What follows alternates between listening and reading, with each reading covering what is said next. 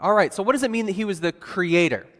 How does this work, being the creator of all things? Well, we go back to the original story, right? Do you know pieces of the original story? That when God created everything, there was nothing before it. That he created everything out of kind of darkness, out of a void, and everything that we see today, the whole universe, the stars, the planets, the water, the sun, the earth, the people, the animals, he created it all. And when he did so, he created people, and he put them in a garden, the Garden of Eden, a beautiful, lush garden. I kind of picture it, I don't picture it as a pretty garden. Do you know what I mean by pretty garden? Like manicured, like how some people are treating their yards right now here in Chicago, because finally our grass got green and everybody's been outside, it's been warm, and there are some people who are meticulous with their yards. Like so much so, like taking little clippers out to the grass to make sure that every single blade is all the same height. You have people in your neighborhood like that, and if you don't, that means that you probably are that person, right?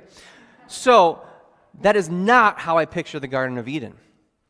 I picture the Garden of Eden more like this, as some place that's a little bit wild, that's a little bit untamed, where there's areas to explore, where everything hasn't been perfectly curated and controlled. Because God, to me, God the Father, the one who creates out of nothing, who creates things where there wasn't before, just with a single word, he is able to live in the midst of what we see as chaos, because he knows that there is order that we can't even see. When God sees what we see as a mess, he doesn't see it that way. Think about that for a moment. When we see a mess, God doesn't see it that way. When you look at your life now and the things that you think and the way that you relate to others and you see a mess, what does God see in that?